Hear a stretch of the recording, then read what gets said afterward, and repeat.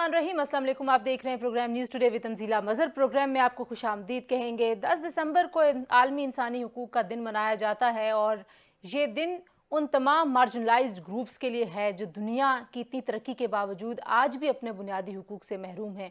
जब हम बुनियादी हक़ की बात करते हैं, बात करने की आज़ादी भी बुनियादी हक़ है, सांस लेने की आज़ादी भी बुनियादी हक़ है।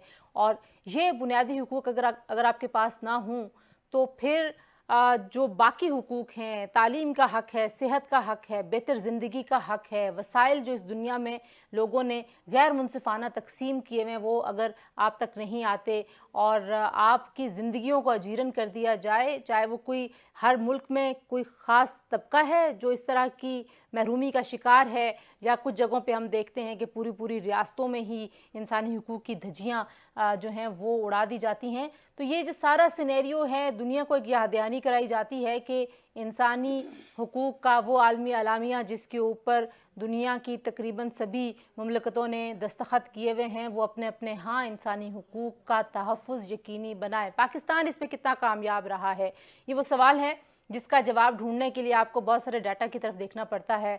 हमारे यहाँ ख़वातीन जो हैं वो कितनी हैं वर्क फोर्स में, वो कितनी एम्पावर्ड हैं। फिर हमारे यहाँ जो बच्चियों के ऊपर जिस तरह का तशद्दुद है, हमारे यहाँ जिनसी तशद्दुद के जो वाक़यात सामने आते हैं, हमारे यहाँ माइनॉरिटीज़ के साथ हम क्या करते हैं, ये वो सारी चीज़ें हैं जो आज के दिन एक याद दहानी के तौर पर हम अपने प्रोग्राम में डिस्कस करेंगे। आप जानते हैं कि पूरी दुनिया में 16 दिन का एक्टिविज़म किया जाता है। एक फोकस्ड एक्टिविज़म है कि इस दुनिया में ख़वातीन को उनकी हैसियत ना सिर्फ ये कि तस्लीम की जाए, बल्कि जो उनकी कंट्रीब्यूशन रही है, चाहे वो पॉलिटिकल मूवमेंट्स हों हिस्टोरिकली, और हमारे माशरे में जो उनकी कंट्रीब्यूशन है उसको डिनाइल की स्टेट से निकल के तस्लीम करके उनको उनके वो हुकूक दिए जाएं।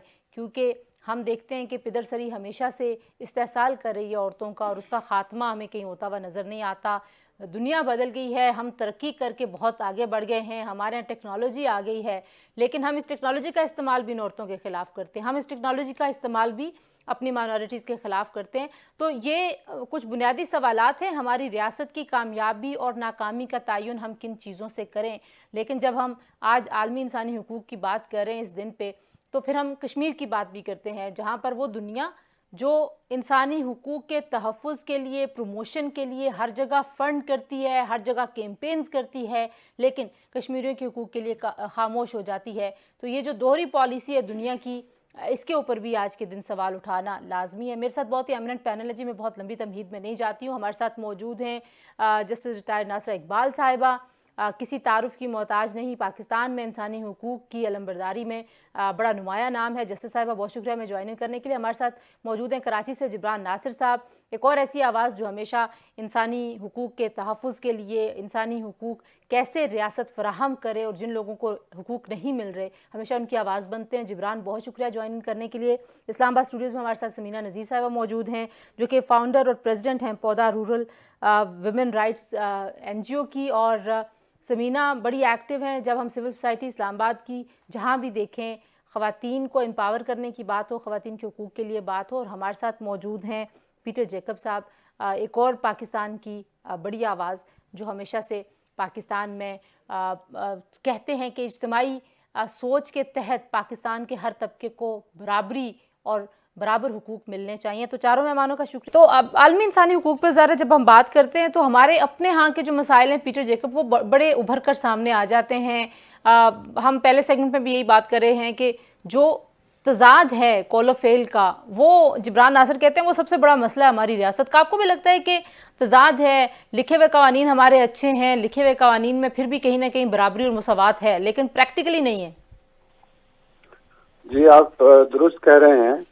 और जिब्रान नासिर साहब ने, समीना ने जो गुफ्तगू की, मैं उससे इत्तेफाक करते हुए ये कहना चाहूँगा कि आज का दिन दरअसल हमें याद दिलवाता है वो तमाम मुहाफ़िज़ीन इंसानी हुकूक के जो क़याम पाकिस्तान से लेकर बेशक के वो रियासत की तरफ से और जो पॉपुलर नैरेटिव है उसकी तरफ से उनको रिजेक्शन का सामना करना पड़ा, कभी जेल गए, कभी दुशनाम, कभी कुछ, लेकिन वो तमाम आवाज़ें, वो चाहे लेबर यूनियन की शक्ल में थी, अदीबों शायरों की थी, या वो वकला की थी, सहाफ़ियों की थी, वो माशरे का ज़मीर साबित होके यहाँ की खराबियों को दुरुस्त करने के लिए आवाज उठाता रहा है।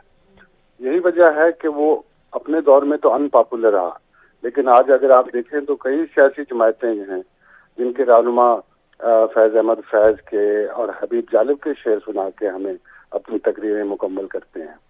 इस एतबार से मैं ये कहूँगा कि ये तो जीत हुई हमारी, ये तो हमारी जीत है कि कम से कम अवाम के हकूक का एजेंडा कभी कभी जगह पा लेता है रियासत के एजेंडे में। रियासतें तमाम ऐसा ही करती हैं। ये फॉरेन एजेंट कहना और ये तीसरी दुनिया के जो 9 आज़ाद मुल्क हैं या जहाँ पे जमहूरियत मुस्तहकम नहीं है, वहाँ पे इंसानी हकूक की आवाज़ उठाने वालों को यही कहा जाता है। लिहाजा इससे तो हम घबराते नहीं हैं। और ये दुरुस्त है कि ये चैलेंजेस जो इस वक्त पाकिस्तान की रियासत से हैं वो कुछ मखसूस हैं, ख़ास हैं। हमने एक मसनूई निज़ाम चलाने की कोशिश की है बड़े अरसे से, और वो मसनूईपन जो है वो अवाम का एजेंडा नहीं है, वो अवाम के हकूक का एजेंडा नहीं है। वो हमें और कहानियां सुनाता है, कभी मजहब, कभी सकाफत, कभी रवायत और कभी दुश्मन बना के लोगों को। इस एतबार से मैं ये कहूँगा कि बात अब इस हद तक पहुँच चुकी है कि हमारे यहाँ उन तजादात का हल होना वो बहुत ज़रूरी हो गया है जो अवाम के हकूक और जो मुक्तदर ताकतें हैं उनके इख्तियार से टकराती हैं। सही। लिहाजा आज मैं ये समझता हूँ आज का दिन सेलिब्रेट करने का भी है कि हमने बहुत सफर तय किया है, और ये याद करने का भी कि वो तमाम चैलेंजेस, खास तौर पर अभी क्योंकि माइनॉरिटीज के मसले, रिलीजियस फ्रीडम के मसले, औरतों के हकूक के, बच्चों के, ये सर उठाते रहते हैं। तशद्दुद जो माशरे में दर आया है वो इनकी अदम दस्तयाबी की वजह से है, हकूक के जो वादे हैं उसके पूरे ना होने की वजह से। जी पीटर, आप क्या कहना चाहेंगे? बात फिर वहीं पे आ जाती है कि निज़ाम अदल में भी जब इंसाफ ना हो और वो निज़ाम जो इंसाफ की फराहमी की यकीन दहानी के लिए कायम किया जाए, जब वहाँ पे लोगों को ये एहसास मिले कि यहाँ तो 2 नहीं बल्कि कई तरह के इंसाफ होते हैं, कई मेयार हैं, तो फिर वहाँ पे क्या होगा? फिर तो आपको चुप भी कराया जाएगा, फिर लोग थक भी जाएंगे इस निज़ाम से, फिर इंसाफ के लिए जो जद्दोजहद करने वाले हैं वो भी ज़ाहिर है थकने लग जाएंगे। आप देखिए ना, हमारे यहाँ लोग तो अब रुजू नहीं करते, वो कहते हैं हम सड़कों पे ही इंसाफ कर लेंगे, अगर कोई चोर डाकू है तो हम खुद ही इंसाफ करेंगे, वो अपनी अदालत लगा लेंगे।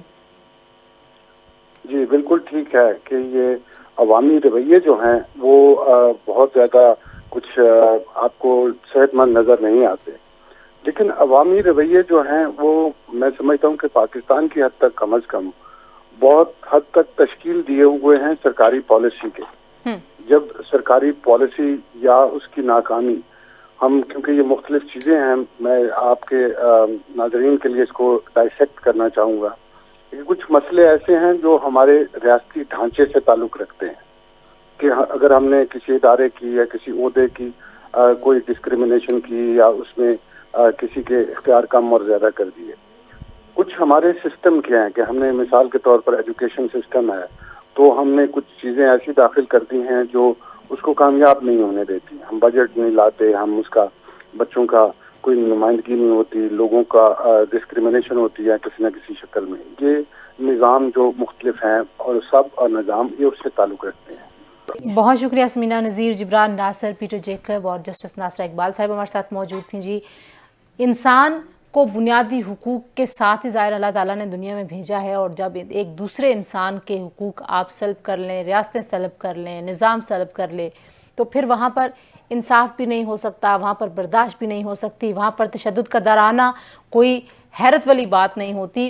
काफ़ी सारे मौजू थे, मैंने कोशिश की कि सभी को थोड़ा थोड़ा सा टच किया जाए, लेकिन बुनियादी मसला हमारा यही है कि जब तमाम इंसानों को हम बराबर समझेंगे, जैसे हमारे आइन में लिखा है, और जहाँ पे कवानीन में कमज़ोरी है, जहाँ पे कोई लकूना है उसको दुरुस्त नहीं करेंगे और कलेक्टिव वॉइसेस नहीं होंगी, तब तक हमारे यहाँ इंसानी हुकूक से महरूम तबके इसी तरीके से इस्तेसाल का शिकार भी रहेंगे, और हमारे यहाँ जराइम भी ऐसे रहेंगे, नाइंसाफ़ियों के ऊपर तशद्दुद भी आता रहेगा। तो बहरहाल ये रियासत को सोचने की बात है, और रियासत जो है वो मुहाफ़िज़ होनी चाहिए इंसानी, क्योंकि जैसे राइटली जिब्रान सर जी, बहुत शुक्रिया आज के लिए, इतने अपना बहुत सारा ख्याल रखिए। अल्लाह हाफ़िज़।